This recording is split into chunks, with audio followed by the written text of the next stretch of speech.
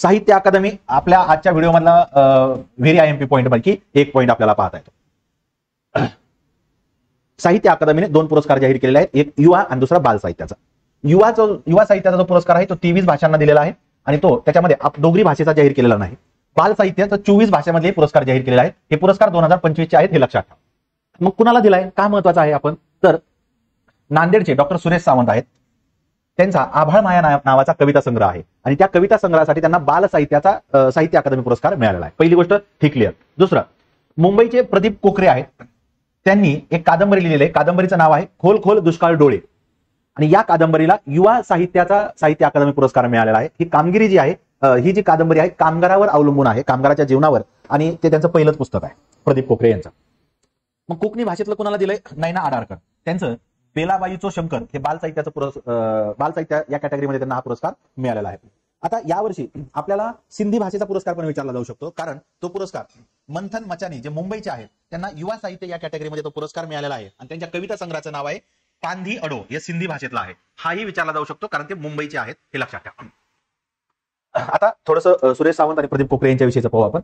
सुरेश सावंत यांचं हे आभाळ माया पुस्तक बघा, याच पुस्तकासाठी हा पुरस्कार मिळालेला आहे. त्यांची इतर पुस्तकं 30+ पुस्तकं त्यांनी लिहिलेली आहेत. त्याच्यामध्ये एलियन आला स्वप्नात, युद्ध नको बुद्ध हवा, अति तेथे माती, नदी हसली नदी रुसली, गुगल बाबा, कष्टाची फळे इत्यादी महत्वाचे पुस्तक आहेत. हे पुस्तकाचे नावं मी तुम्हाला सांगितलेलं आहे. आता हे बाल साहित्याचे पुरस्कार आहेत, एकूण 24 भाषेमध्ये दिला जातो.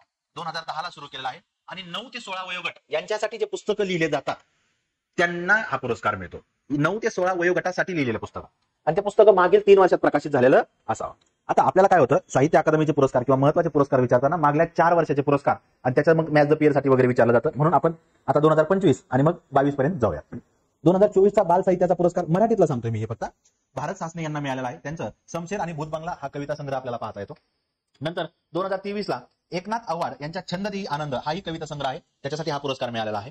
आणि 2022 ला संगीता बर्वे यांच्या पियूची वही या कादंबरीला हा पुरस्कार मिळालेला पाहता येतो. त्यामुळे इथं क्वेश्चन तयार होतात. हे सगळे पूर्ण पॉइंटच महत्वाचा आहे, त्यामुळे हे लक्षात ठेवा. आता युवा साहित्य त्याच्यामध्ये हे खोल खोल दुष्काळ डोळे हे प्रदीप कोकरे यांचं पुस्तक आहे. हा 24 भाषांमध्ये दिला जाणारा पुरस्कार 2011 ला सुरू केला आणि 35 वर्षापेक्षा कमी वयाच्या लेखकांना हा पुरस्कार दिला जातो, हे लक्षात ठेवा. पहिला क्वेश्चन आपला तिथं तयार होतो. मग रिसेंटचे 3 आपण मराठीतले पाहून घेऊया. 2024 चा देवीदास सौदागर यांना उसवन या कादंबरीसाठी मिळाला होता.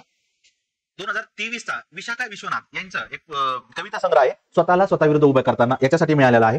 आणि 2022 चा पवन नलाट यांच्या मी संदर्भ पोखरतोय या कविता संग्रहासाठी त्यांना युवा साहित्य पुरस्कार मिळालेला आहे. हे तिन्ही नावं मराठीतले आहेत आणि यावर्षी प्रदीप कोकरे यांचं म्हणजे 4ही वर्षाचं आपलं कव्हर झालेलं आहे.